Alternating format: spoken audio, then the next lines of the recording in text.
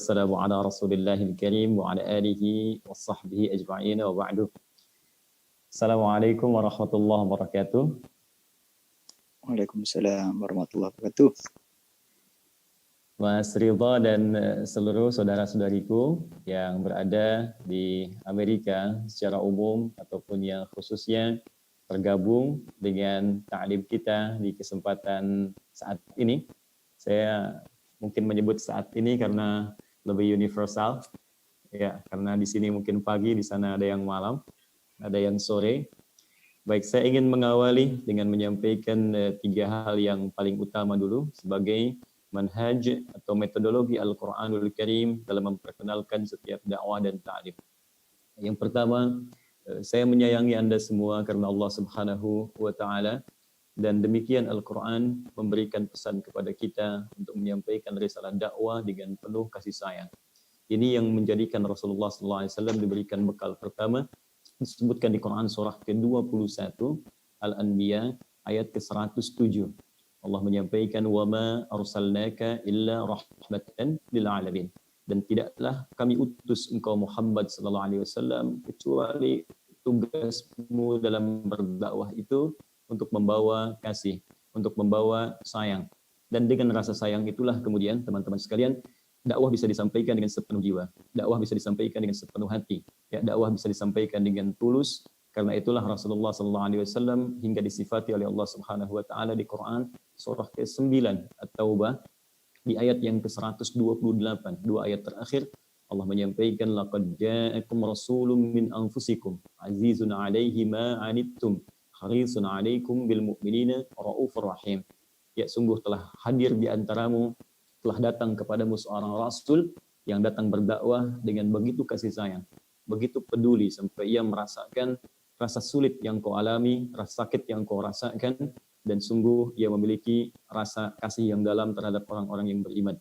Untuk itu izinkan saya menyampaikan kepada teman-teman semua, walaupun kita tidak berada dalam satu tempat yang sama, namun insya Allah dalam keadaan yang serupa, saya menyayangi Anda semua karena Allah Subhanahu wa Ta'ala, dan mudah-mudahan dengan rasa sayang ini saya bisa memberikan apa yang Allah titipkan kepada saya dalam kesempatan saat ini untuk berbagi sepenuhnya.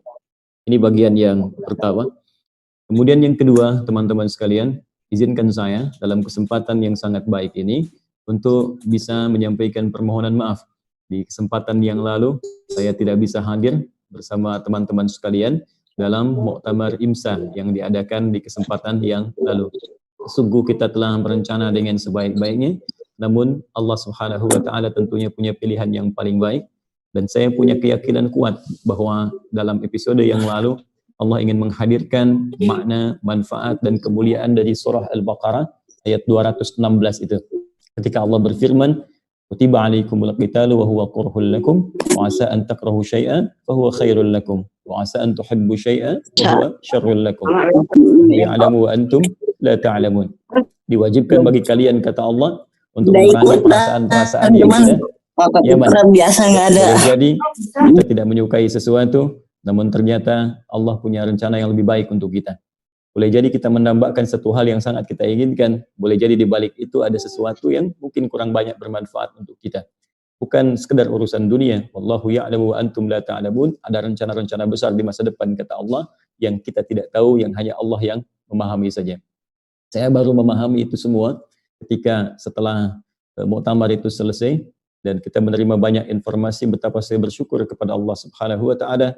Mungkin yang ingin Allah limpahkan kepada teman-teman semua dengan semua perjuangan yang telah dilalui pada muktamar kemarin adalah pahala yang begitu melimpah, yang tidak dikurangi dengan hal-hal lain yang bisa mengurangi nilai pahala yang dimaksudkan. Itu yang disebutkan dalam hadis riwayat Ibnu Majah, ya, nomor hadis 223, rawinya sahabat Abu Darda radhiyallahu taala anhu, ketika Nabi menyampaikan, man salaka tariqan yaltamisu fihi ilma sahhalallahu lahu tariqan ilal jannah. Siapa yang menempuh perjalanan, walaupun ia berliku, tidak mudah, sulitnya luar biasa, namun ia tempuh untuk niat benar-benar belajar.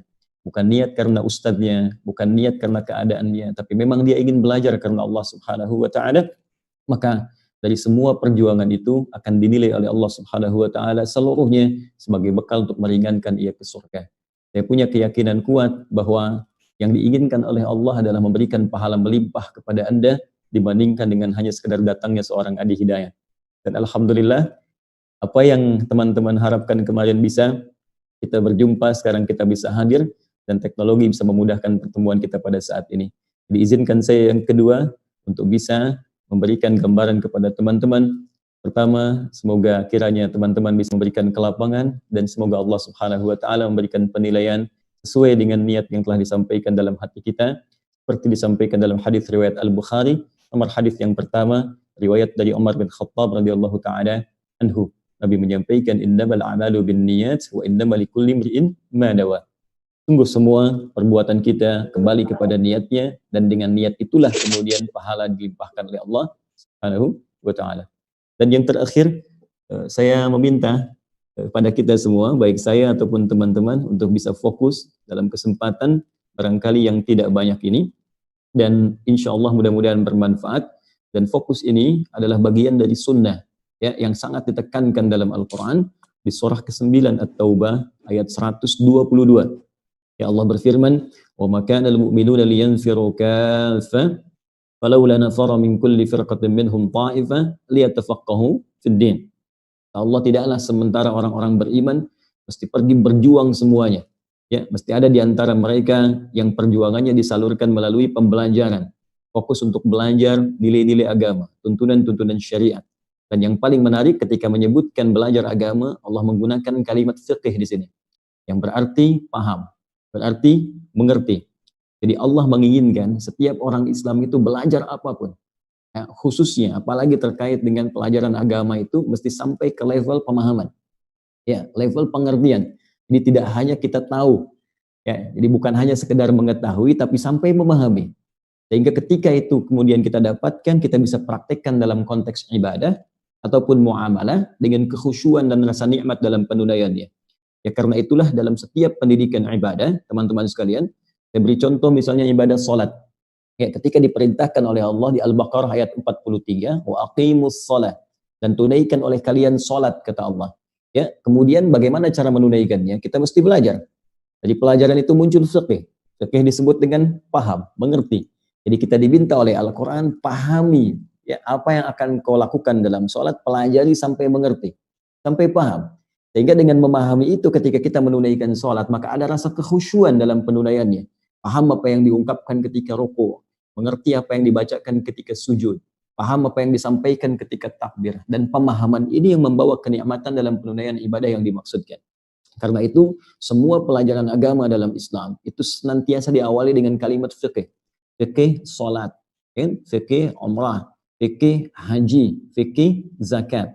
Dan menariknya di Quran surah ke-9 At-Taubah ini ayat 122, kata fiqh ini didahului dengan ta yang menunjuk pada kesungguhan, ya, kemudian ditutup dengan tasydid sebelum akhirnya, liya ta'faqahu. Ya, tak menunjuk pada kesungguhan, tasydid menunjuk kepada motivasi yang berlipat karena yang dihadapi tidak mudah. Ya, karena itu seakan Quran ingin mengatakan setiap kita belajar agama, apapun yang kita pelajari, pasti akan banyak manfaat yang kita dapatkan. Tapi kalau manfaat ini ingin kita raih dengan sempurna, maka yang pertama kita mesti serius, fokus untuk mendalaminya. Kemudian lipat gandakan motivasi itu, karena mungkin tidak mudah pelajaran yang dimaksudkan, karena akan menghadapi tantangan-tantangan yang tidak biasa. Ini kalau kita belajar cuma baca koran saja, setannya tidak ada mungkin, atau sedikit. Ya. Tapi kalau kita baca Quran, nah ini baru 5 menit, 10 menit sudah terasa ngantuknya. Nah, ini yang dimaksudkan. Nah, dari 3 dasar ini, mari kita mulai pelajaran kita, dan mudah-mudahan Allah bisa meridhai kita bersama. Saya mohon izin untuk membawakannya dengan lebih santai, dan mudah-mudahan dengan rasa ini kita bisa lebih tenang dalam belajar. Baik, sebelum kita mulai, saya ingin menyapa untuk teman-teman. Mas Ridha barangkali bisa diwakili. Terdengar jelas suara saya? Jelas Ustaz. Alhamdulillah. Terlalu cepat atau perlu dilambatkan? Enggak, tadi cuma ada technical aja sih, ini spotlight biar Ustaz aja gitu.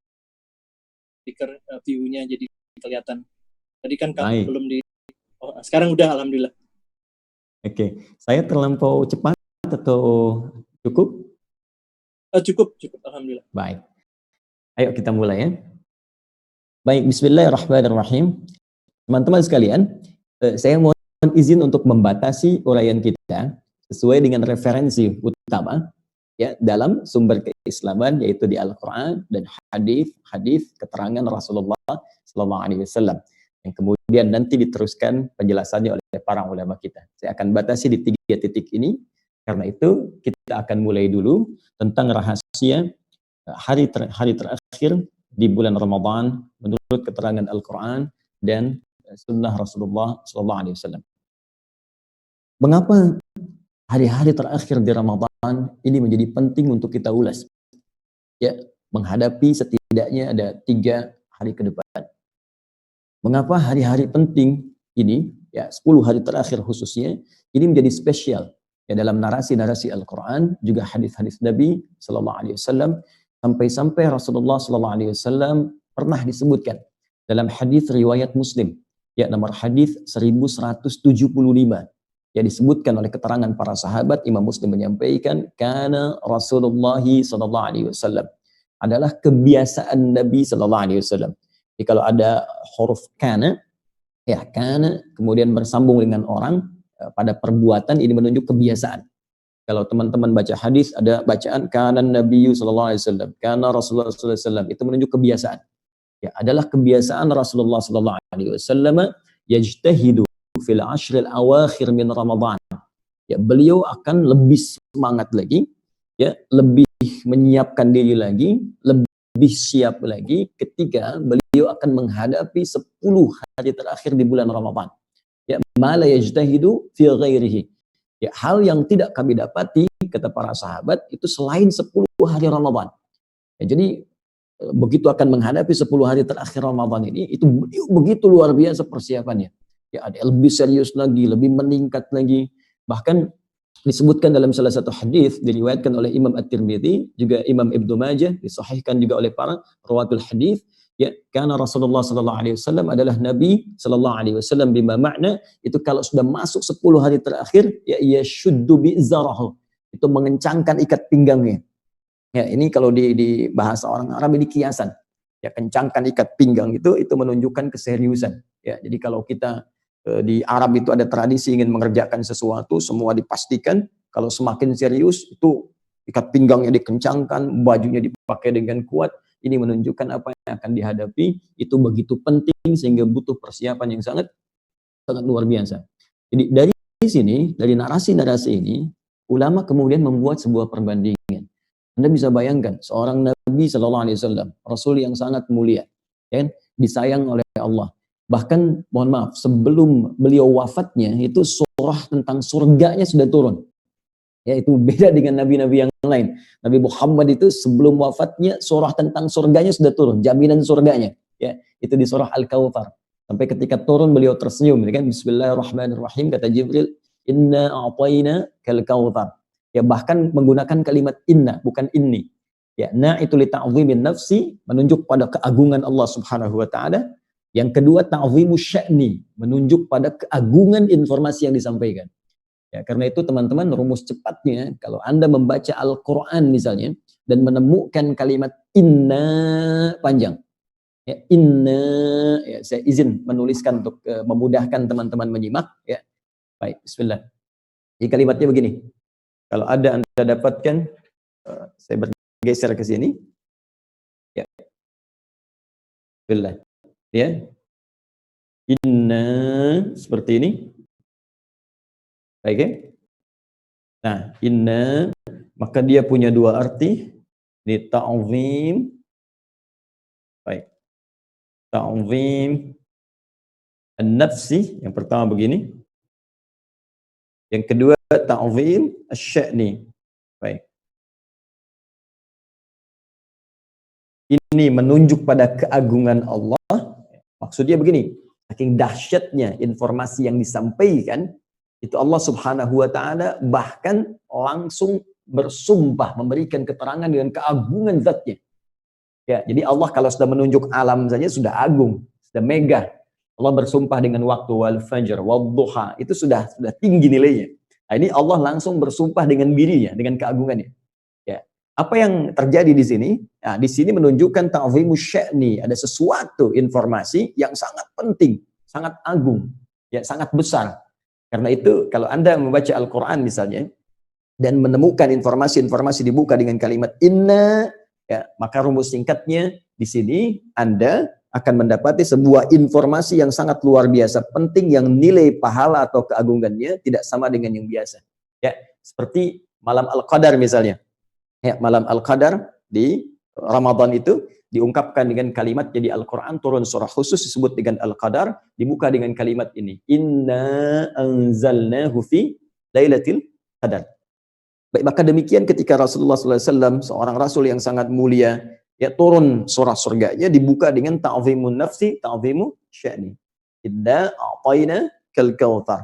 Ya, sungguh Muhammad SAW, demi keagunganku kata Allah, dan demi dahsyatnya apa yang aku berikan kepadamu, ya kami telah siapkan untukmu al-kautsar, semua kenikmatan yang paling banyak di surga.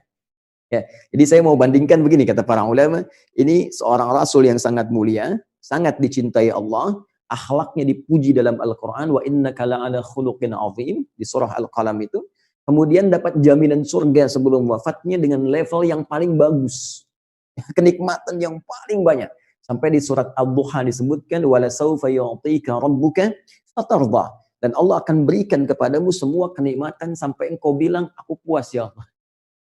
Padahal kaidah nikmat kan, orang nggak pernah merasa puas kan? Kaidah nikmat, ya kan?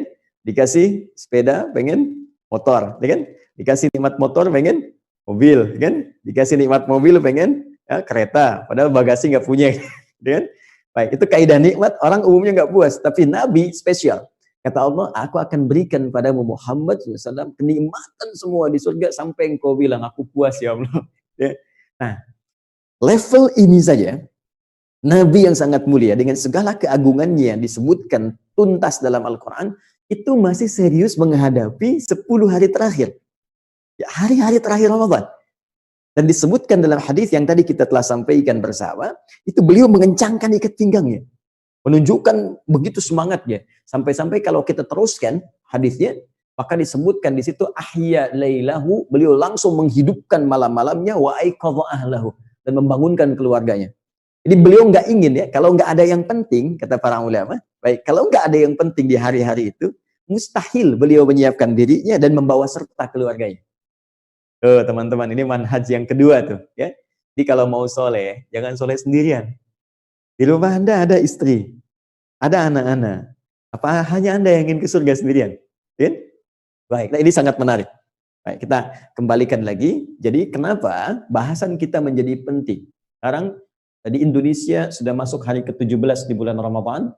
Kita ada setidaknya 3 hari persiapan menuju 10 hari terakhir ya di bulan Ramadan.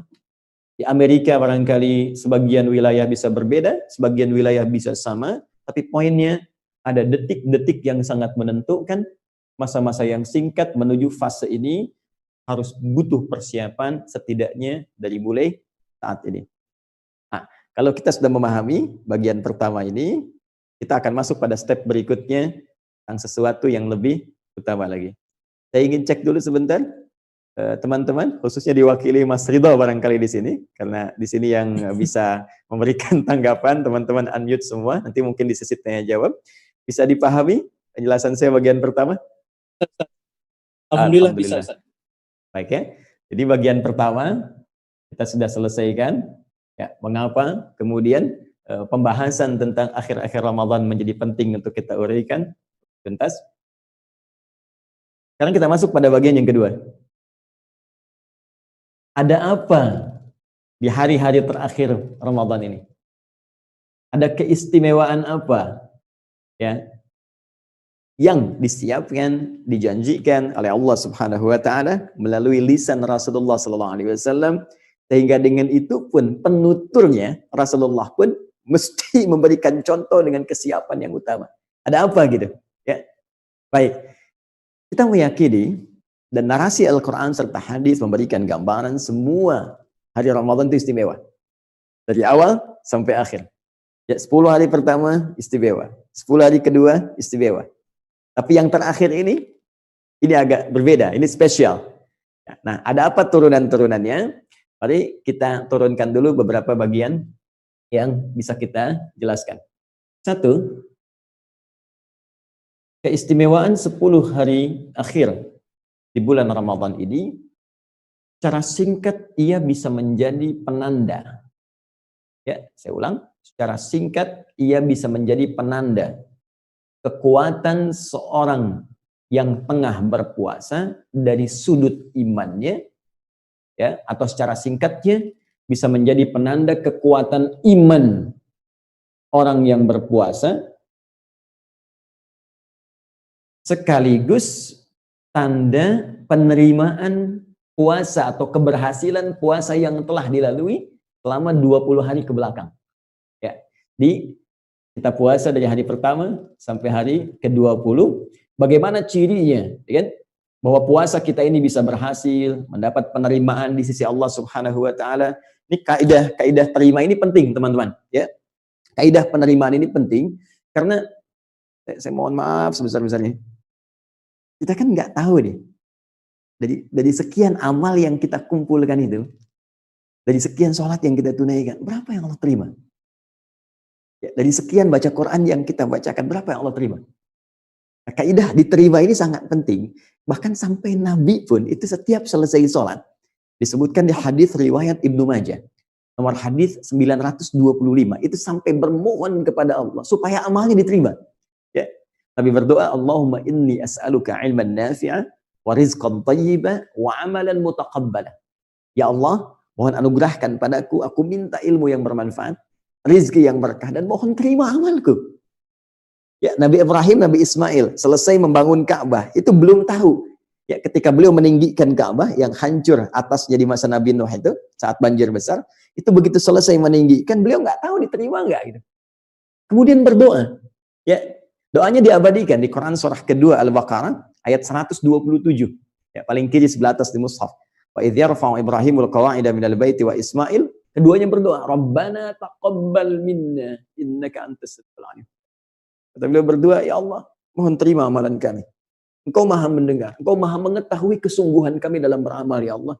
Maka demi zatmu yang maha mendengar keadaan kami dan mengetahui kesungguhan kami dalam ibadah membangun, meninggikan Ka'bah ini, mohon terima amalan. Lantas siapa kita dibandingkan Nabi Ibrahim yang Khalilullah?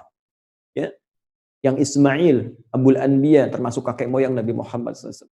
Siapa kita dibanding Rasulullah? Dan dari mana kita tahu bahwa puasa kita sampai hari ke-17 ini pun diterima oleh Allah? Maka salah satunya, indikatornya, itu bisa terlihat pertama ketika akan masuk ke sini, 10 hari terakhir. Ya. Biasanya begini, ulama mengilustrasikan dengan membuat lintasan.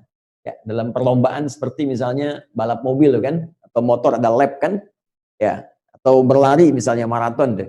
Biasanya kan kalau lap-lap terakhir itu orang makin kencang kan, ya, makin serius, makin sungguh-sungguh. Kenapa? Karena dia kumpulkan bekal di awal-awal untuk menjemput sesuatu yang penting di akhir. Nah, perlu kita garis bawahi di dalam Al-Quran, penanda kesungguhan seseorang untuk beramal soleh itu iman. Ini penanda kesungguhan seseorang, ya. Ditunjukkannya seseorang itu kuat amalannya, bagus amalnya, banyak amal solehnya, itu iman. Ya, karena itu kalimat iman dalam Al-Quran itu seringkali disandingkan dengan amal soleh. Ya, seperti surah 103 misalnya. Ya. Wal 'asr innal insana lafi khusr illa alladhina amanu iman, ya. Kemudian wa 'amilus shalihat. Ya, disandingkan dengan amal soleh. Kan baik-baik rumusnya? Iman bersanding dengan amal saleh. Baik, bahkan dalam ayat puasa di Quran surah kedua Al-Baqarah di ayat 183, kalimat puasa, kewajiban puasa itu bentuk amal saleh, turunannya nanti ada salat Al-Baqarah misalnya ayat ke-3, ada puasa Al-Baqarah ayat 183 ke sini. Ya, kalimat kewajiban puasa, kutiba alaikumusiyam, bukankah dibuka juga dengan kalimat iman? Ya. Ya ayyuhalladzina amanu, hai semua orang-orang beriman, baru muncul perintah. Ya kutiba alaikumus. Ya. Kalau rumus persamaan ini dibalik, ya artinya ketika ada orang-orang banyak meningkatkan amal solehnya, ini ditingkatkan, ini menunjukkan kadar iman yang kuat di hadapan Allah Subhanahu wa taala. Rumus ini ditemukan di hadis Nabi, dikumpulkan oleh Al-Imam Al-Bukhari dalam kitabnya Sahih Al-Bukhari, ya di pembahasan yang kedua, Kitabul Iman. Baik, bab pembahasan tentang iman. Di situ beliau mengutip kalimat Nabi SAW, al-imanu yazidu wa yantaqis. Iman itu bisa kelihatan kuat, bisa juga nampak turun, melemah. Yazidu bit-ta'ah. Dia bisa naik, meningkat dengan mengerjakan ketaatan dalam bentuk amal soleh. Ini rumusnya. Jadi kata Nabi, kalau seseorang amal soleh itu meningkat, semakin kuat, semakin serius, ini tandanya imannya sedang kuat. Nah, Anda jangankan sholat fardu, sunnah misalnya dikejar-kejar, belum waktunya sudah direncanakan. Ini menunjukkan iman kuat. Nah, sebaliknya, kalau ada orang merasa biasa saja, standar, kan? Ya, waktu sholat, adzan, baru siap-siap, kan? Hari-hari puasa sama saja, jalani aja, yang penting puasa, kan? Hari 17 sama dengan 16, hari 16 sama dengan 15, hari 20 sama 19, hari 21 sama dengan sebelumnya. Standar sampai akhir, itu menunjukkan imannya standar. Ya, biasa. Tapi kalau sudah mulai bergeser nih, ya, awas hati-hati. Awas, mulai menurun. Jadi ternyata bukan ilmu saja yang menurun. Al ilmu nurun, ilmunya nurun. Al imanu nurun, iman mulai nurun nih. Mulai lemah.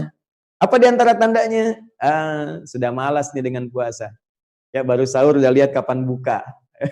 Udah persiapan mau ke lebaran aja. Tadi nggak ada hasrat untuk menunaikan puasanya. Itikaf sudah nggak ada selera, biasa saja gitu, ya.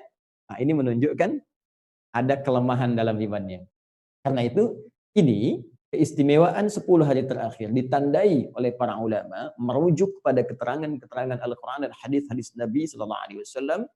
10 hari terakhir itu adalah indikator tingkat, ya, ukuran diterimanya amal seseorang sebelumnya karena menunjukkan kesungguhan atau keseriusannya, ya, sekaligus, awas hati-hati, sekaligus menunjukkan tingkat kekuatan iman orang yang berpuasa itu. Dasarnya tadi kembali ke sini. Karena itu, rumusnya bagaimana? Rumusnya jangan dihukumi dulu yang belum terjadi. Jadi kalau yang belum terjadi itu jangan dibawa hukum, keliru. Yang belum terjadi itu kalau kita sampai ke sana disiapkan dengan persiapan maksimal untuk membuktikan kepada Allah, ya Allah, saya ingin buktikan iman saya kuat nih, ya Allah. Saya ingin berusaha supaya amal saya diterima. Itu yang dicontohkan Nabi tadi di hadis yang saya uraikan. Jadi beliau sendiri ingin membuktikan kepada Allah imannya itu lebih kuat dari sebelumnya. Beliau ingin buktikan bahwa puasa-puasa kemarin beliau sungguh-sungguh. Karena itu mumpung masih hari ke-17, ya jangan kita nilai, aduh saya kayaknya gagal nih, aduh saya kayaknya kurang nih. Tidak. Cara berpikirnya kita buktikan kepada Allah Subhanahu wa taala dengan kesempatan yang Allah berikan kepada kita. Ya Allah, saya ingin berhasil puasanya nih. Saya ingin kuat imannya nih. Saya ingin diterima puasa saya yang sebelum-sebelumnya. Maka jelang ke 10 hari terakhir, kita nanti harus punya persiapan-persiapan. Nanti di bagian ketiga kita bahas persiapan apa yang bisa men-charge iman kita di hari-hari sebelum 10 hari terakhir, sehingga punya motivasi kuat untuk menunaikan ibadah maksimal di 10 hari terakhir. Hai, ini satu. Oke. Bisa dipahami ya, teman-teman ya? 2. Ya. Ada apa di 10 hari terakhir bulan Ramadan? Baik, yang kedua, ini keterangan umum yang disampaikan oleh para ulama kita merujuk pada keterangan-keterangan yang utama, ya, yang paling menjadi rujukan bagi orang-orang Islam, yaitu dalam hadis-hadis Nabi Sallallahu Alaihi Wasallam tentang keutamaan 10 hari terakhir di bulan Ramadan. Apa itu? Ya, ada peluang untuk mendapatkan kemuliaan yang lebih besar yang tidak didapatkan teman-teman sekalian di hari-hari di luar Ramadan. Khususnya di waktu malamnya. Ya, di waktu malam. Malam, ya. Saya mohon izin tidak bermaksud mengajari, tapi hanya berbagi saja ya tentang pengertian dalam narasi Al-Qur'an dan dikuatkan nanti dengan kaidah-kaidah bahasa Arab. Malam itu bahasa Arabnya lail. Lail. Ya, al-lail. Karena itu di Al-Qur'an ada surat Al-Lail ya, surat malam kan? Baik, jamaknya layali, ya wal-laili idza yaghsha. Malam. Jamaknya layali. Ya, turunannya bisa laili, lili, lela, leli. Nah, itu malam. Ya, kalau ada yang ikut dengan kita Ibu Leli, nah itu Ibu malam-malam. Baik. Kalau ada yang spesial di waktu itu, ya ada yang istimewa, maka rumusnya salah satunya di bahasa Arab diberikan sifat keistimewaannya.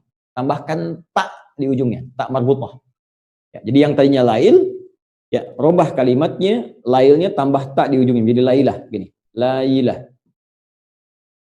Jadi kalau ada kalimat lailah, ya lailah itu beda dengan lail, tidak sama. Ya, karena di sini ada taknya, tak ini yang menunjuk satu keistimewaan ini yang tidak ditemukan di malam-malam biasa. Spesial di Ramadan ada malam yang tidak disebutkan oleh Allah dengan kalimat lail seperti yang lainnya, tapi langsung diungkapkan dengan kalimat lailah.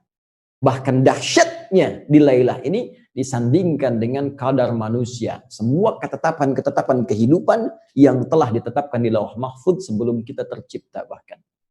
Ya, tentang kita terlahir, tentang aktivitas di mana, Anda di Amerika, apakah nanti kembali ke Indonesia, kemudian hidup di mana, wafat di mana, sampai kembali kepada Allah, yang di situ kemudian kita hidup sekarang untuk berikhtiar, mewujudkan semua apa yang tertulis itu. Itu disebut dengan qadar namanya. Qadar. Nah, saking dahsyatnya ini, Lailatul Qadar, itu hingga Allah menurunkan satu surah khusus, disebut dengan namanya Al-Qadar. Ya, Inna anzalnahu fi Lailatul Qadar. Masya Allah. Kembali ke inna tadi. Sungguh kami dengan keagunganku, kata Allah, akan turunkan informasi yang dahsyat. Apa di antara yang dahsyat itu? Anzalnahu, kami turunkan Al-Quran itu Lailatul Qadar, fi Lailatul Qadar, pada malam yang sangat istimewa, malam yang sangat menentukan. Nah, kapan terjadi malam Al-Qadar ini? Apa keistimewaannya? Banyak riwayat menyebutkan di hadis-hadis, khususnya bab di hadis Muslim, ya, ada ditemukan. Bahkan beberapa riwayat Nabi menyampaikan, umumnya, secara umum, malam Al-Qadar itu sering dipersepsikan lewat narasi-narasi yang disampaikan Nabi itu di 10 hari terakhir di malam-malam Ramadan. 10 hari terakhir. Ya, walaupun ya sebagian ulama berpendapat ini dirahasiakan oleh Allah Subhanahu wa taala, dia bisa muncul di malam pertama, muncul di malam kedua atau di pertengahan, dirahasiakan supaya kita serius untuk menjemput setiap malamnya. Hanya kemungkinan besar kebanyakan munculnya di 10 hari terakhir di bulan Ramadan berdasarkan keterangan-keterangan hadis-hadis Nabi sallallahu alaihi wasallam. Apa yang Anda bisa dapatkan ketika hadir malam ini? Kata Al-Qur'an, Lailatul Qadri khairum min alfi syahr. Pada malam ini, jika Anda bisa beramal satu saja, satu aja, baca Al-Quran misalnya, ya, sholat, cuma 2 rakaat sekali, dibuka takbir, diakhiri salam. 2 rakaat.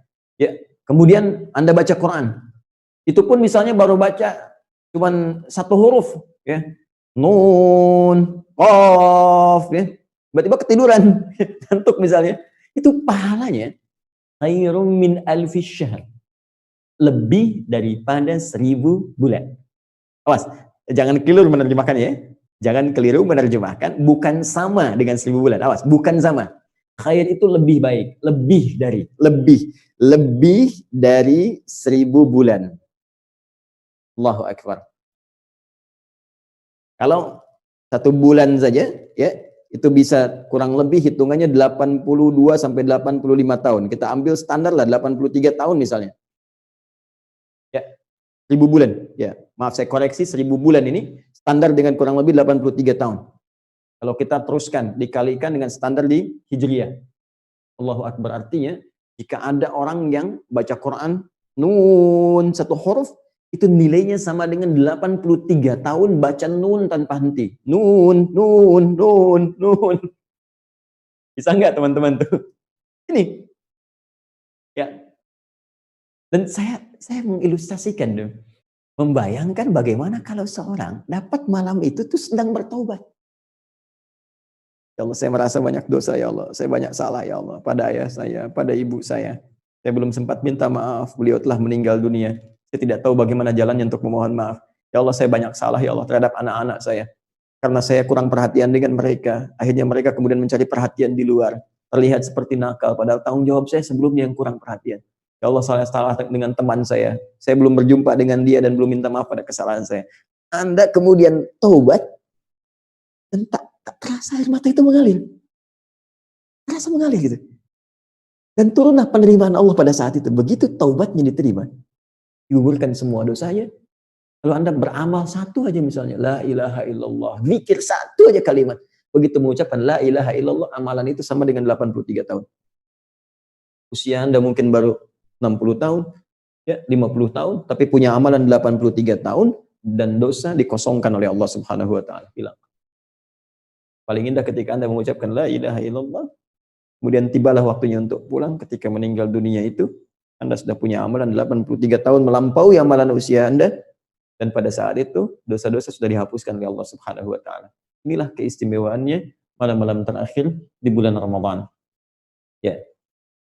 Dan yang terakhir, yang ketiga, teman-teman sekalian, apa yang menarik pula di malam-malam terakhir di bulan Ramadan, setelah kita dapatkan informasi yang pertama menunjuk pada tingkat keimanan seseorang, ya, kesungguhannya, kemudian juga menunjuk kepada amalan yang sangat dahsyat yang bisa didapatkan di situ.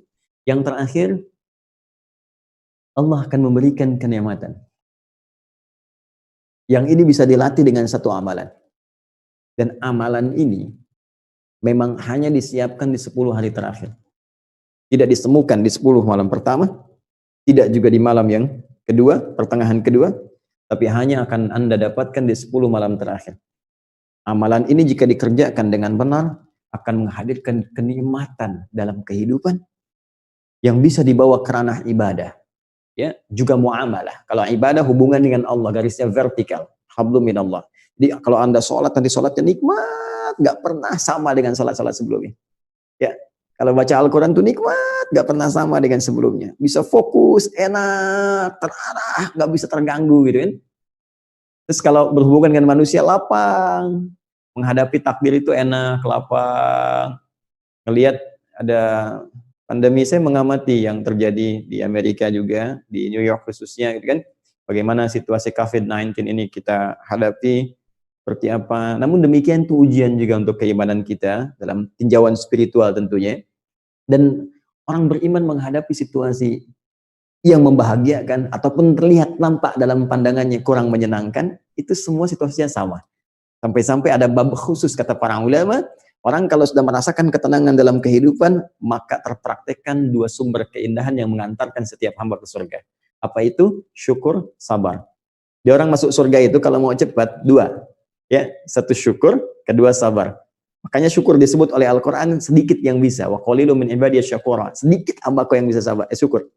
Dan sabar itu kalimat pembuka malaikat menyambut orang masuk surga. Itu ada di Quran surah ke-13 Ar-Ra'd ayat 23 sampai 24. Ya, jannatu 'adnin yadkhulunaha wa man salaha min abaihim wa azwajihim wa dzurriyyatihim wal malaikatu yadkhuluna 'alaihim ya min kulli bab. Salamun 'alaikum bima sabartum. Salamun, selamat bagi Anda semua. Ya, bisa masuk surga yang indah ini bima sabartum, karena sabar. Ini cuma ada 2, kalau nggak syukur, sabar. Dan syukur dipraktikkan ketika Allah titipkan nikmat kepada kita dalam bentuk yang bisa kita rasakan dengan kebahagiaan. Sedangkan sabar ketika Allah turunkan nikmat kepada kita dalam bentuk musibah yang kadang-kadang terasa tidak menyenangkan. Ini sebetulnya dua-duanya itu jalan ke surga. Ya, itu poinnya. Nah, bagaimana untuk bisa mendapatkan kelapangan ini sehingga bisa mempraktikkan syukur dan sabar? Salah satunya ada latihan yang hanya diberikan fokusnya di 10 malam terakhir saja. Nah, dalam bahasa Arab, kalau Anda fokus pada sesuatu yang tak bisa dipalingkan kemanapun, ya, sehingga merasa kayak ada kenikmatan, saking nikmatnya nggak bisa fokus. Anda sedang nonton acara begini kan, terus dipanggil misalnya, "Ma," nggak jawab. "Mama, sebentar." Tapi nengoknya begini sebentar ya. Itu fokus begini kan. Nah, itu disebut namanya akafa. Ya, ain, kaf, fa. Ain, ya, ain, kaf, fa, begini. Oke. Orangnya disebut akif. Akif, begini. Akif. Oke. Kalau banyak orang, ya nggak hanya Anda saja, ya, di rumah ada 5 orang semuanya fokus, luar biasa, tak terpalingkan, merasa kenikmatan, jadikan di ujungnya, akifun. Akifun. Misal, di zaman Nabi Ibrahim ada orang yang fokus terhadap patung-patung, sembahan berhala. Sampai saking fokusnya dipanggil susah nengok. Diingatkan marah-marah. Gitu kan? Itu ada di Quran surah ke-21, ayat ke-52. Ya. Ma hadhi tamathilul lati antum laha akifun, kata Ibrahim kepada bapaknya dan kepada kaumnya, masyarakat pada saat itu. Apa sih patung-patung ini sampai kalian begitu fokus? Aku ingatkan nggak nengok-nengok. Aku sampaikan marah-marah, akif itu namanya. Ya. Baik, kalau Anda ingin melatih diri fokus sehingga terhubung hanya dengan Allah, nikmat gitu. Dan nggak bisa diganggu orang. Ya, saat sedang senang, kita pun nyaman sedekah, nyaman ini, nggak ada riya, nggak diganggu orang. Sedang sholat enak, nikmat, dicela orang juga, alhamdulillah. Memang setiap manusia punya aib untuk dicela. Perasaan itu muncul saja dan terasa damai dalam kehidupan. Nah itu teman-teman sekalian, sikapnya akif.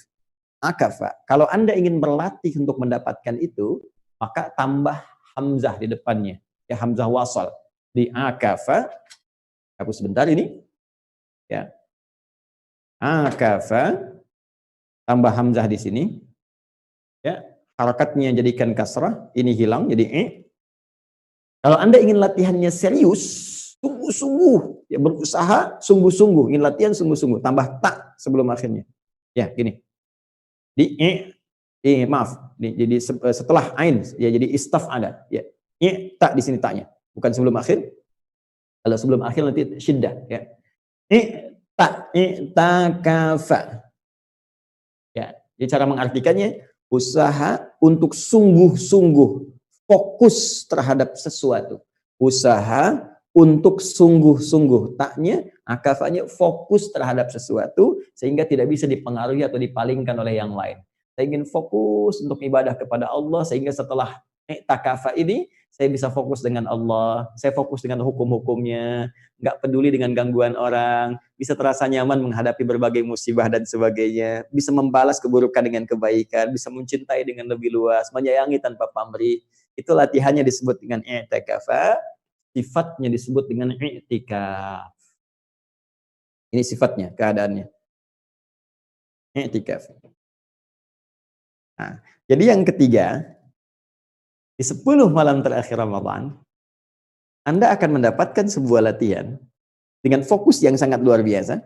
Sampai-sampai Nabi mengencangkan ikat pinggangnya, sampai-sampai beliau membangunkan keluarganya, sampai-sampai beliau menghidupkan malam-malamnya, supaya masih bisa berlatih untuk menikmati segala karunia yang Allah berikan kepada beliau, ya, yang bisa dibawa dalam kehidupan. Itu yang menyebabkan Nabi dicela, tidak membalas, Nabi dilempar malah mendoakan, terus dalam akhir hidupnya pun masih menyampaikan kalimat yang ingin menyayangi kita semua.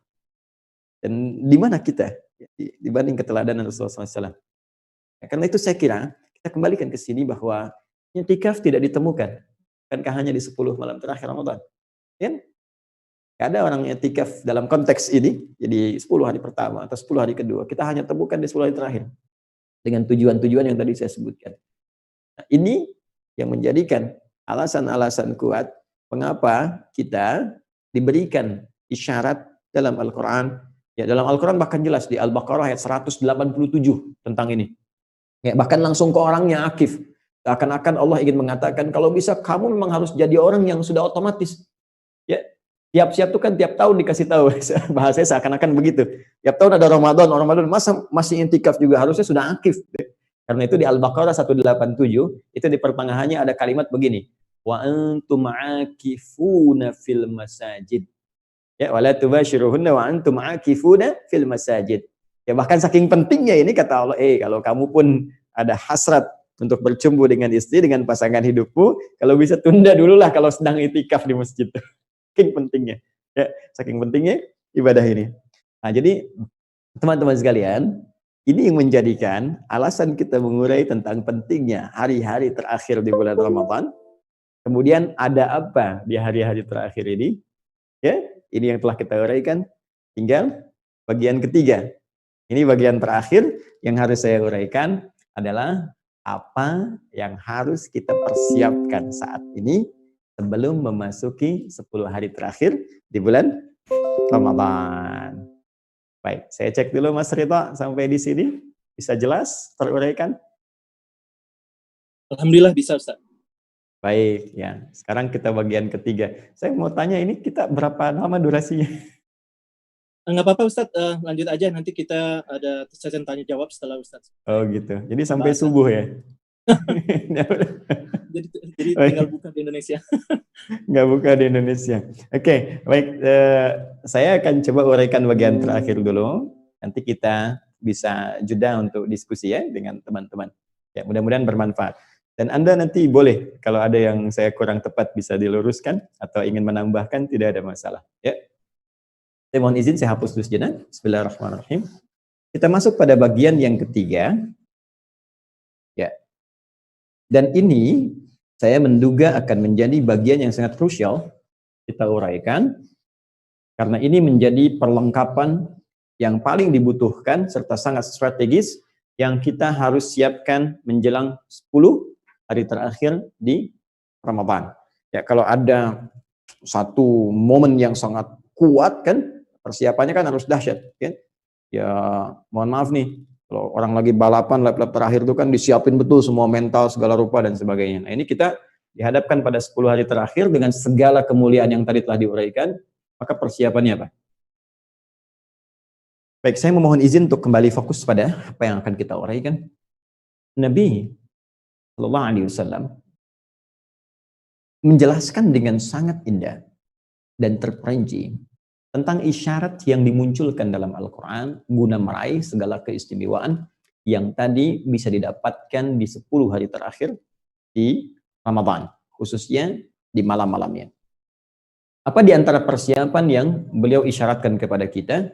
Pertama, ada narasi yang secara tidak langsung memberikan gambaran kepada kita untuk bisa menyiapkan kondisi mental yang prima, fisik yang baik.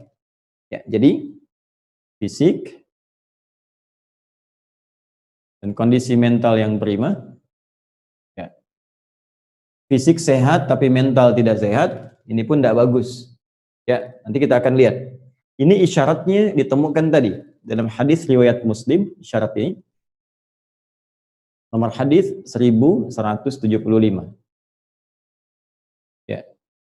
Jadi saya sampaikan bahasa umumnya, karena Rasulullah sallallahu alaihi wasallam ya adalah kebiasaan Rasulullah sallallahu alaihi wasallam yajtahidu ya fil ashril awakhir min Ramadan, beliau menyiapkan kembali dengan sungguh-sungguh ya. Beliau kemudian menguatkan kembali keadaan dirinya sampai-sampai tadi di Ibnu Majah, di At-Tirmidzi disebutkan ya syuddu mi'zarahu, mengencangkan ikat pinggangnya, persiapan fisiknya dimaksimalin lagi ya, sampai-sampai penampilan diperbaiki. Nanti ada hadis di riwayat Muslim, sampai-sampai itu Sayyidah Aisyah sampai nyisirin Nabi dulu tuh ya, disisiri. Jadi kan Nabi kan kamarnya sangat begitu nempel kan dengan masjid, jadi begitu sedang itikaf pernah kepalanya dikeluarkan begini, disisir supaya tampilan bagus, rapi. Ya, Anda bayangkan tuh ya, bagaimana seorang Nabi ketika akan menghadap Allah ingin ibadah fokus tuh penampilan fisiknya disisir rapi, bagus, ya Masya Allah. Kemudian pakaian dibersihkan, wangian dipakai untuk laki-laki dan seterusnya. Ya, karena ada sesuatu yang penting. Karena kalau ada undangan kan, ya di White House misalnya kan, dari undang ke Gedung Putih, masa pakai pakaian biasa-biasa? Pasti saya yakin pakai pakaian bagus, pakaian ya, yang luar biasa. Nah ini ada undangan spesial dari Allah, jadi penampilan secara fisik tuh ya prima, kesehatan dijaga, penampilan cukup bagus disiapkan, bekal-bekal disiapkan, kemudian mental juga diperbaiki dengan motivasi-motivasi tadi. Nah, hanya yang paling penting begini, i'tikaf ini, saya belum bicara substansi ya, saya baru bicara kondisi umum nih. Ya, kalau kita ingin fokus dengan baik, ya karena yang kita akan kerjakan untuk meraih sesuatu, bahkan karena itu kita mesti punya tempat yang spesifik, yang mengondisikan kita bisa kondusif ya untuk ibadah, kondusif untuk fokus mempersiapkan diri, kondusif untuk bisa meraih apa yang tadi kita harapkan. Dan satu-satunya tempat yang paling menenangkan di bumi untuk bisa meraih semua gambaran-gambaran tadi cuma satu, yaitu masjid. Ya, masjid. Nah, ini poinnya. Masjid itu sudah disifati langsung oleh Al-Quran tempat yang paling menenangkan di bumi. Ya, puncaknya Ka'bah, karena kan kiblat. Ya, kalau di Masjidil Haram itu Ka'bah, ya turunannya masjid. Ya, turunannya masjid. Coba teman-teman buka Quran surah kedua Al-Baqarah 2 ayat ke 125 ya, paling kanan di pertengahan di mushaf. Itu langsung sifat yang Allah berikan kepada Ka'bah dan turunannya masjid. Wa idz ja'alnal baita mathabatan lin-nasi wa amna. Dan ingatlah, pelajari, pahami ketika kami telah jadikan, tetapkan al-bait, Ka'bah dan turunannya ya masjid. Baik ya? Tempat pusat ritual, ya Ka'bah kan pusat ritual, orang datang dari mana-mana. Ya, turunannya masjid. Bukankah orang umumnya kalau ingin ibadah, sholat ke masjid kan datang jadi pusat.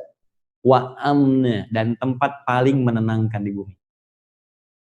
Ya Masya Allah, ya Insya Allah setelah pandemi berakhir, dibuka, orang bisa ke masjid lagi, Masjidil Haram di Ka'bah, Allahu Akbar. Bukankah baru lihat aja udah tenang kan? Apalagi Anda hadir dekat Ka'bah, itu masalah terberat apapun itu bisa hilang seketika. Demikian turunan itu bisa didapatkan di masjid. Makanya kalau orang itu datang ke masjid, teman-teman, begitu datang ke masjid, perasaannya kan beda dengan masuk rumah biasa. Lebih tenang kan? Ya, orang masuk rumah, ada banyak pekerjaan di kantor. Oh, masuk rumah itu bisa mumet juga. Dibuka, wah, ada banyak pekerjaan lagi, banyak ini itu lagi, perasaan bisa berbeda. Kalau jiwanya kurang lapang. Tapi masuk masjid, sebanyak apapun permasalahan kita, begitu buka pintu masjid, masuk kaki kanan, Allahumma ftah li abwaaba rahmatik, perasaan beda. Nah, masuk salat 2 rakaat, tenang. Duduk kan, nikmat, zikir, kena AC, saking tenangnya tidur aja.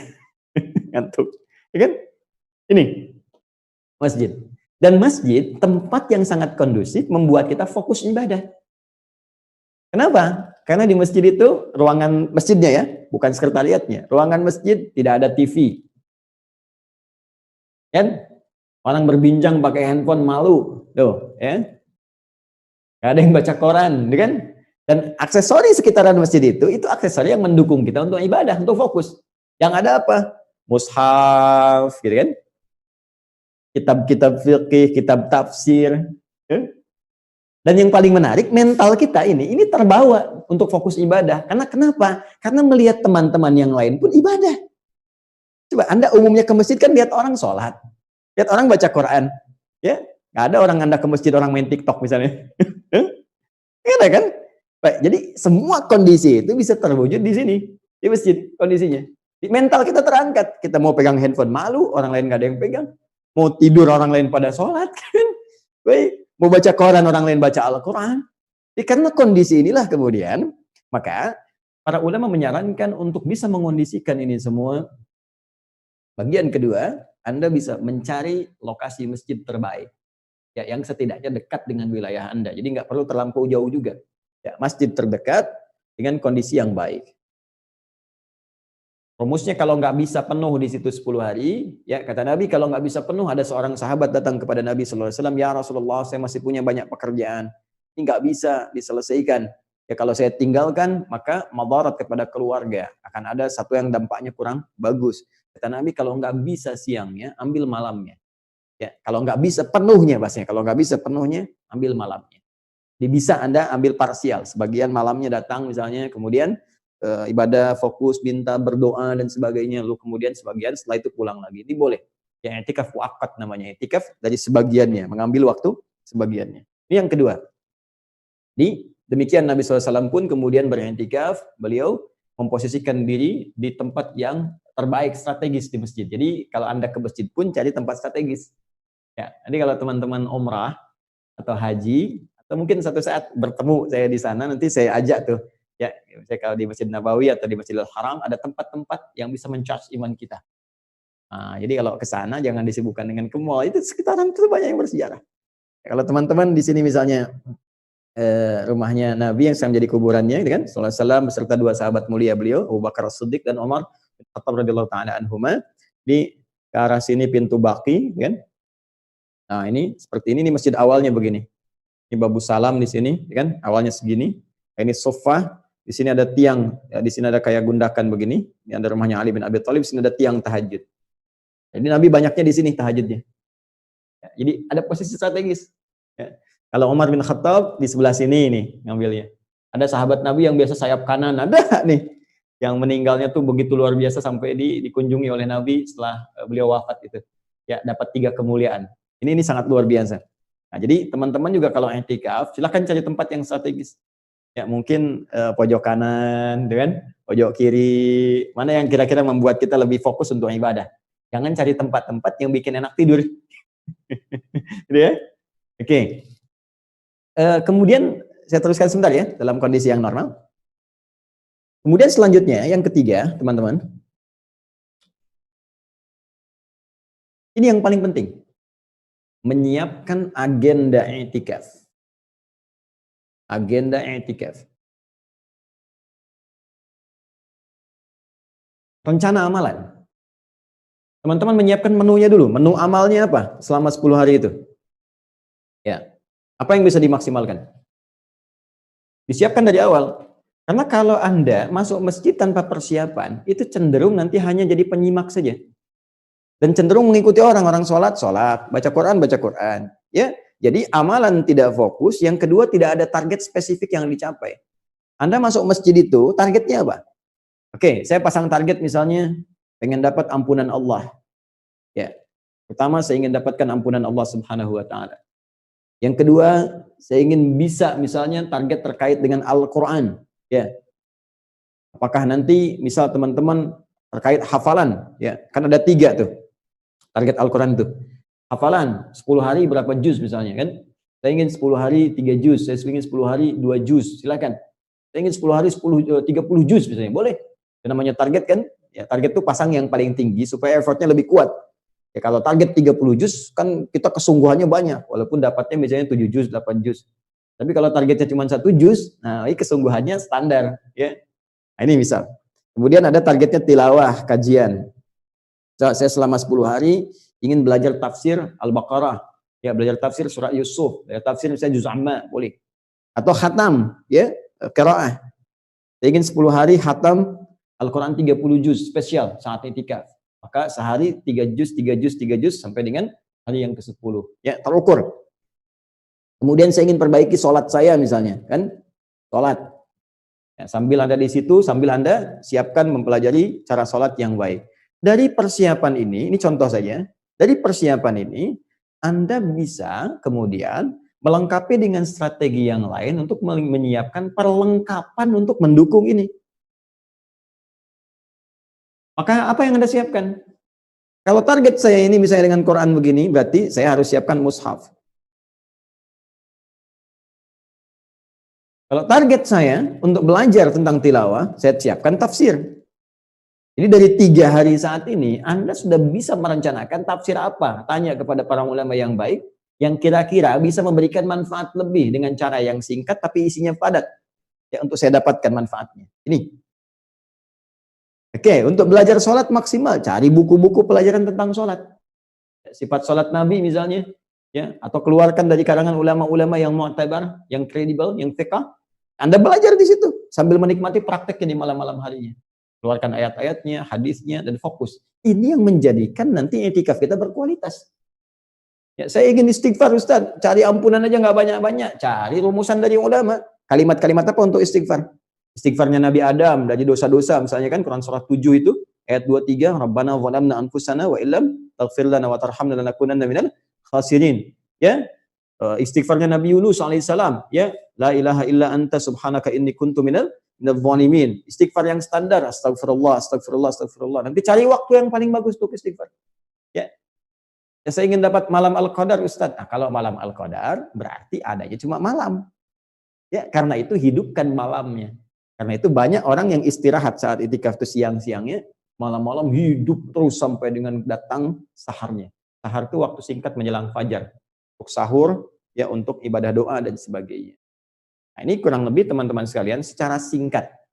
Secara singkat, pada umumnya apa yang bisa saya sampaikan. Nanti untuk teman-teman, saya belum tahu ini Mas Ridha, mohon izin. Mas Ridha, teman-teman yang tergabung berapa banyak kita saat ini? Sekarang sudah sampai 676 dari Zoom, di Facebook sampai 200 Ustaz. Jadi hampir lebih dari 800 orang. Oke, baik. Ini kan terbagi wilayah ya? Terbagi wilayah ya? Iya, jadi kita mungkin dari Amerika banyak lebih banyak dari Amerika. Indonesia juga kayaknya lebih banyak juga, tapi lebih banyak dari Amerika kayaknya. Baik, maksud saya begini, maksud saya, apa yang telah saya uraikan ini, saya telah tuliskan dalam buku saya, ini lebih lengkap. Ya, dan ini saya lakukan riset ya, untuk membahas ini, bahkan dari setiap huruf ayat Al-Quran tentang puasa, di Al-Baqarah 183 sampai 187, di sini juga ada pengetahuan tentang puasa. Maksud saya ingin berikan hadiah ya, untuk teman-teman, ini sayang saya kepada teman-teman semuanya. Ini tidak banyak nanti, saya siapkan mungkin 200 buku, ya mungkin bisa dibagi di titik-titik teman-teman di Amerika, di negara-negara bagiannya. Saran saya, kalau nanti ada yang ke Indonesia, oke, nanti kami siapkan. Siapa saja yang ke sini dan akan kembali ke Amerika, saya tidak akan cukupkan dengan ini. Ya insya Allah nanti saya coba siapkan untuk hafalan Al-Quran. Ini nanti ya, saya kasihkan ini, kemudian makna ayat puasa, ini, kemudian nanti At-Taisir, insya Allah, ya untuk hafalan Quran. Ya, saya nanti berikan yang jilid 3 dulu ya, yang 10 juz yang terakhir, supaya untuk pemula, untuk memudahkan.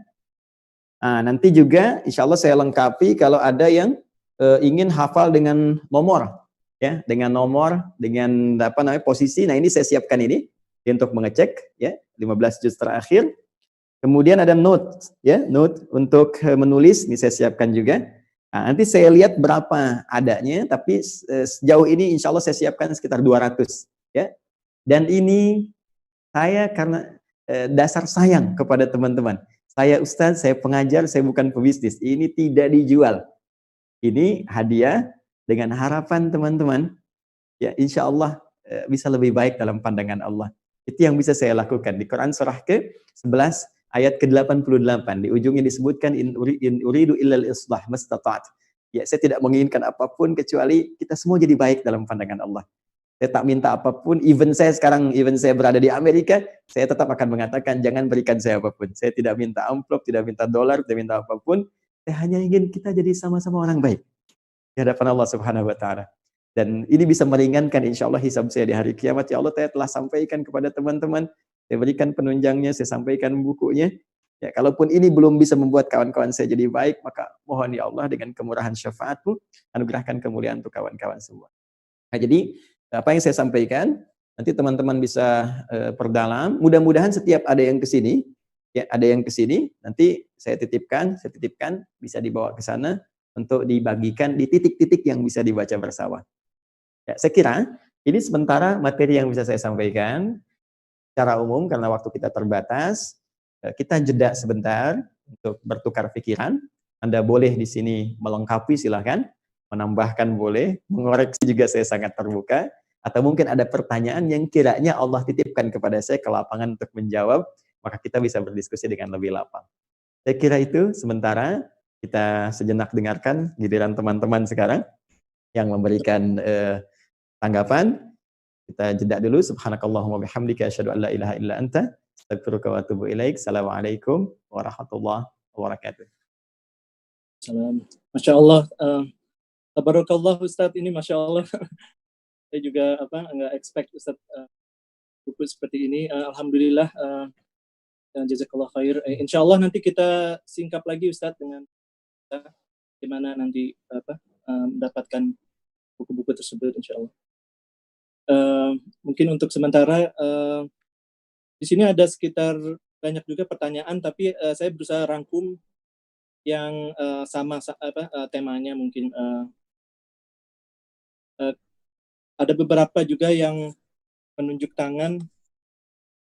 Saya mungkin nggak bisa semuanya ini karena keterbatasan waktu, mohon maaf sedalam-dalamnya. Baik.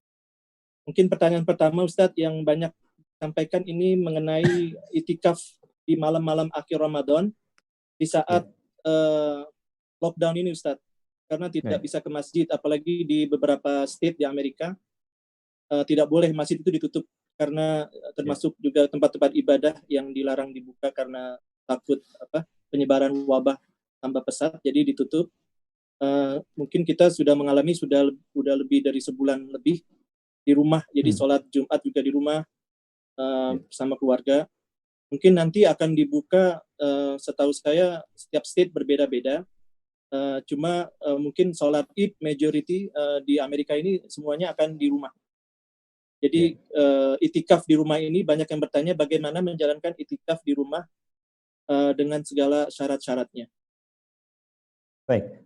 Bismillahirrahmanirrahim. Seperti tadi disampaikan bahwa umumnya dalam kondisi yang normal, ya, dalam keadaan yang normal maka i'tikaf itu dilangsungkan di masjid berdasar keterangan dari hadis-hadis Nabi Sallallahu Alaihi Wasallam. Namun demikian, keadaan normal tidak bisa disamakan dengan kondisi-kondisi yang khusus. Dalam bab fikih disebut dengan darurat.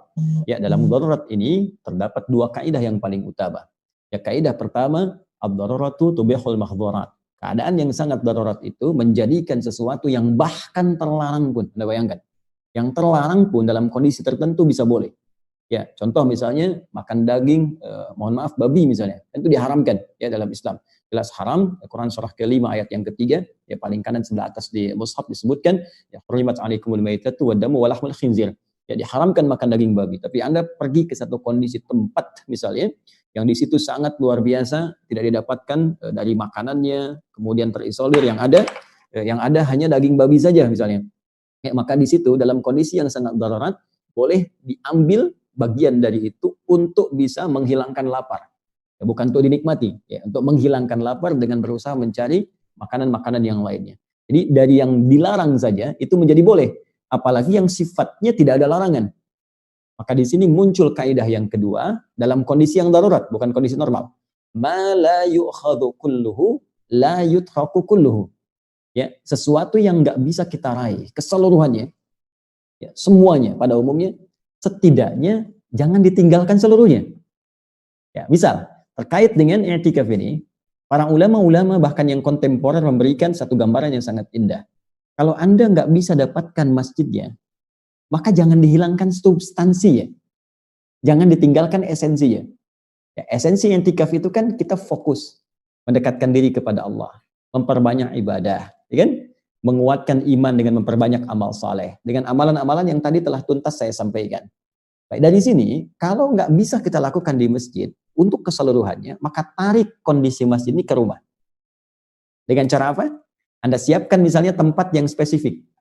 Ya, satu tempat khusus, ada ruangan misalnya, yang di ruangan itu Anda bisa malam-malam bisa menyendiri dengan baik atau dengan keluarga di bawah, karena Nabi pun membangunkan keluarganya. Ya, wa aiqadha ahlahu. Anda bisa ajak istri, anak-anak yang sudah mulai balik misalnya, duduk sama-sama, ya, hadirkan suasana kekhusyuan. Ya, setelah istighfar kepada Allah Subhanahu wa taala, bahkan disarankan juga menghadirkan suasana yang lebih nikmat. Ya, tidak dilarang ayah saya minta maaf kepada istri, selama ini kurang bisa memberikan perhatian yang baik. Aku banyak salah sebagai seorang suami, anak-anak sebagai seorang ayah. Ya, kalau papa mungkin tiba waktunya pulang, entah malam ini atau besok, ya mohon dimaafkan segala kekurangan papa, supaya hisab diringankan. Demikian istri kepada suami, anak-anak juga demikian. Papa mama maafkan Nanda, selama ini belum bisa berbakti, Nanda punya banyak kesalahan. Itu istighfar sama-sama. Setelah istighfar berdoa, baca Quran, kan? Kemudian sholat, ya. Boleh dalam kondisi yang seperti ini untuk melahirkan kenikmatan misalnya, itu boleh. Ya, ada narasi di hadis Nabi misalnya untuk berjamaah di sholat malam. Itu ada. Ya, itu Anda temukan misalnya di Sunan Abu Daud, nomor hadis 1367. Ya, 1367 di kitab asli ya, bukan di Google. Dicek, kalau beda nanti cari rawinya. Rawinya kalau beda nomor cari rawinya di sahabat Ibnu Abbas radhiyallahu taala anhuma ketika menginap di rumah Sayyidah Maimunah. Jadi melihat beliau mengamati kebiasaan Nabi malam hari, terus disampaikan kana Nabi sallallahu alaihi wasallam adalah kebiasaan Nabi sallallahu alaihi wasallam pada malam hari, idza staiqadha min naumihi, kalau bangun di malam harinya, fajalasa, beliau duduk dulu sebentar, ya tidak langsung beraktivitas, wa masaha biyadihi min athari naumi, kemudian menghapus dengan tangannya yang bersih ya bekas ngantuknya, hilangkan dulu ngantuknya. Ya, faqara'a min khawatim Ali Imran, membaca 11 ayat terakhir surah Ali Imran, kemudian dikuatkan di Al-Bukhari nomor hadis 181, riwayat Mu'adz bin Jabal dan Jundub bin Junadah atau Abu Dzar Al-Ghifari dengan doa, ya alhamdulillahilladzi ahyana ba'dama amatana wa ilaihin nusyur. Baru setelah itu fadhahaba ila syinnil mu'allaqah, beliau pergi ke tempat yang tertutup, kamar mandi maksudnya, ya untuk berwudu, fatawadda, kemudian berwudu dan salat. Nah, ketika salat itulah Ibnu Abbas kecil ngikut di belakang. Ya, ketika ngikut oleh Nabi ditarik supaya sejajar safnya. Nah, ini boleh kalau ada anak kecil, Anda khawatir misalnya terjadi sesuatu dengan dia ikut di belakang, Anda tarik sejajarkan. Ini menjadi dalil bolehnya satu imam, satu makmum, 2 orang posisi sejajar. Itu boleh. Nah, itu hadisnya hadis ini satu paket.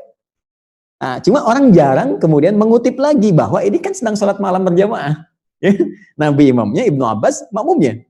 Dan pernah Nabi imam, kemudian ada sahabat Abdullah bin Mas'ud jadi makmum, Ubay bin Ka'ab jadi makmum, pernah ya dalam beberapa kesempatan, tapi tertentu untuk menghadirkan kenikmatan.